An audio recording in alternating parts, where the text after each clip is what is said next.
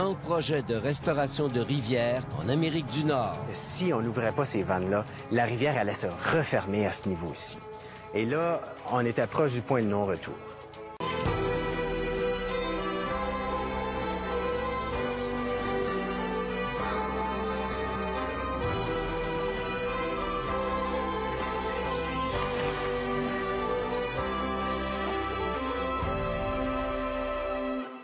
Ici Harold Duchesne, bonjour à vous tous, soyez les bienvenus à la Semaine verte.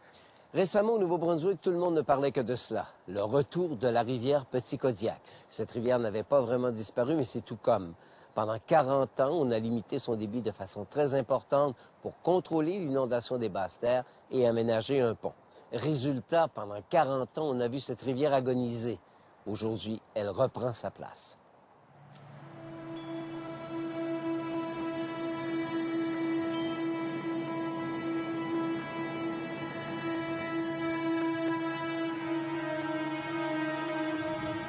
La rivière Petit Kodiak se meurt.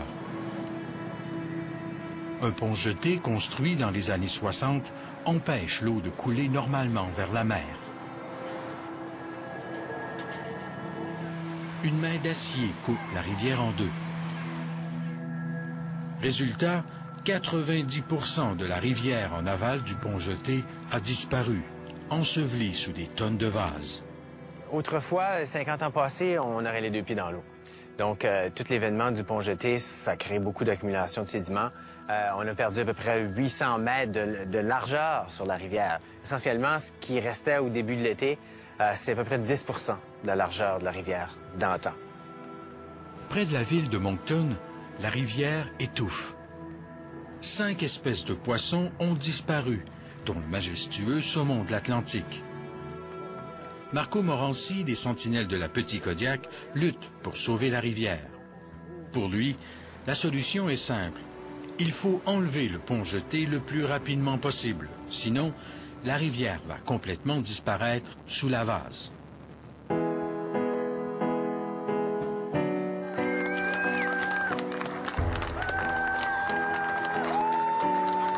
Le rêve de Marco Morancy se transforme en réalité. 42 ans après la construction du pont jeté, on laisse le libre passage de l'eau. Si on n'ouvrait pas ces vannes-là, la rivière allait se refermer à ce niveau-ci. Et là, on était proche du point de non-retour. Pour éviter la disparition complète de la rivière, le gouvernement n'avait plus le choix. Il fallait laisser le libre passage de l'eau. On a alors entrepris le plus grand projet de restauration d'une rivière en Amérique du Nord. Car la rivière Petit Kodiak n'est pas comme les autres. Elle coule dans les deux sens. Située au fond de la baie de Fundy, la rivière Petit Kodiak se nourrit des plus hautes marées du monde. 2 fois par jour, une vague d'eau salée remonte la rivière. C'est le mascaret. C'est comme si tout à coup, la rivière changeait de direction. L'ouverture des vannes permet à l'eau salée de franchir le pont jeté et de remonter la rivière. Ce que le pont chaussé a créé, c'est que ça a empêché le système d'avoir accès aux 45 km de rivière qu'il y a en haut du pont chaussé. Si désormais l'eau circule librement à chaque marée, qu'en est-il des poissons? Nous sommes à 20 km en amont du pont jeté. Chaque matin, depuis l'ouverture des vannes, Carole Boudreau lève ses filets. C'est plus pour avoir une base de qu'est-ce qui revient. C'est un indicateur de si que la rivière est en bonne santé. Après que les vannes ont été fermées pendant 40 ans, on veut voir les espèces migratoires. Mais Carole Boudreau souhaite avant tout revoir l'une des 5 espèces disparues depuis 40 ans. Jadis abondant dans la rivière Petit Kodiak, l'esturgeon noir, le poulamon atlantique, la lauze savoureuse, le bar rayé et le saumon de l'Atlantique ne sont jamais revenus. Mais ce matin, pas de chance. Le filet est vide. Tout un contraste avec cette journée du 26 mai 2010. Le Gasparo est de retour en grande force. On a en haut de 140 000 qui ont été comptés juste dans notre filet. Le filet, il bouge pas complètement la rivière. Le but de ce recherche-site, c'est pas d'avoir tous les nombres, mais avec un indicateur d'une partie. Donc, avec les quelques qu'on a pognés, on peut avoir une indication de comment grosse est la population qui revient à la rivière. Jamais dans les 40 dernières années n'avait-on vu autant de Gaspareaux dans la Petit-Kodiak. Il y en avait tellement qu'ils ont attiré un visiteur inattendu.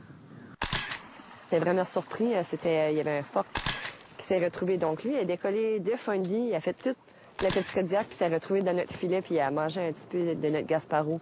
Donc, lui, il a sorti quand il y avait la bédaine pleine. Non, c'est ça. Mais la plus belle surprise viendra quelques jours plus tard. Il y avait un esturgeon d'à peu près 6 pieds qu'ils ont trouvé. Puis, ça a quelques centaines de mètres d'ici du filet. Un esturgeon noir. Pour se rendre jusqu'ici, il a nécessairement traversé l'une des vannes du pont jeté. C'est déjà un bon signe. Déjà, ça veut dire que la rivière est en train de se rétablir par elle-même. Mais juste de voir déjà dans la première année, quelques mois, quelques semaines même après que les vannes ont été rouvertes, voir le retour du Gasparou, déjà ça, c'était énorme. Si l'ouverture des vannes a un effet bénéfique sur les poissons, elle provoque aussi des changements impressionnants en aval du pont jeté. Voici la rivière Petit-Kodiak avant l'ouverture des vannes. La voici 5 mois plus tard. La rivière est plus large d'une trentaine de mètres par endroit. C'est exceptionnel. Mais qu'est-ce qui peut bien provoquer pareil changement en si peu de temps?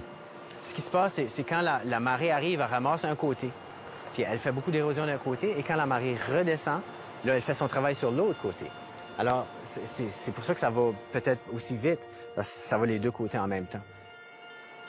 Même si ces changements sont visibles à l'œil nu, Jacques Painter de la firme d'ingénieurs conseil EMEC est mandaté par le gouvernement pour surveiller et mesurer ces changements. On peut voir une rivière beaucoup plus vivante.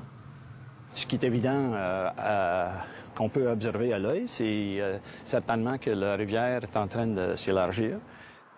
Mais la rivière ne fait pas que s'élargir. Ce bateau, équipé d'un sonar et guidé par satellite, repasse au même endroit à tous les mois. Ils sonde les profondeurs de la rivière Petit-Kodiak. On a fait notre sondage la dernière fois, là, juste à la pointe, là, on pourrait avoir du gros poisson. C'était droit à la pointe sur nos sonars. Ce qui n'est pas tellement évident, c'est aussi la rivière est en train d'être plus profonde. La rivière se creuse un nouveau lit. Elle est même plus profonde de 9 mètres à certains endroits. Alors, il y a toute cette cette énorme quantité d'eau, puis toute cette énergie-là prend tous les sédiments qui sont déposés sur les berges, puis dans le fond de la rivière. Puis, effectivement, c'est tout érodé vers la mer.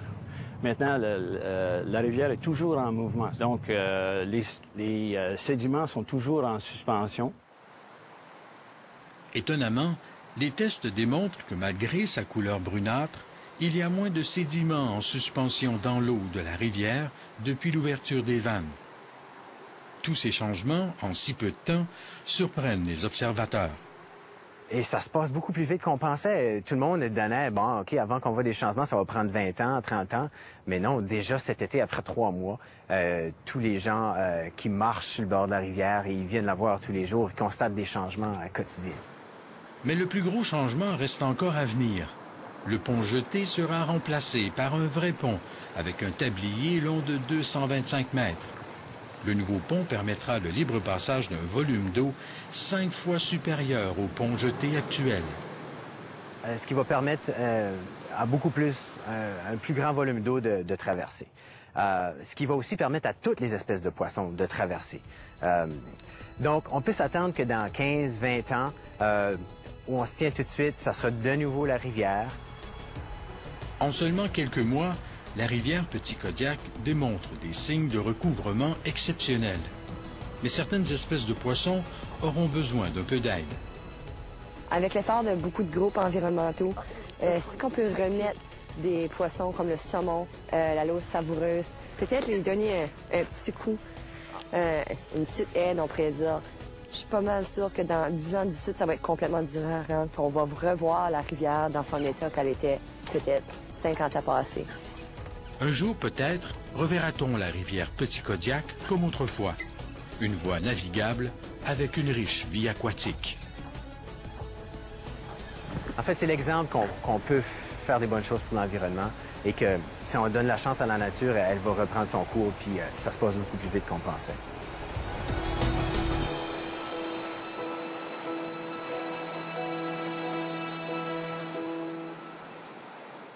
Le mascaret, c'est-à-dire l'arrivée de l'eau salée de la baie de Fundy dans la rivière Petit Kodiak, fait varier subitement son niveau d'eau lors de la marée montante. On dit qu'avant la construction du pont-jeté, ce mascaret était un des plus importants au monde. Quelle pouvait être sa hauteur? C'est la question de la semaine. On y répond à la fin de l'émission.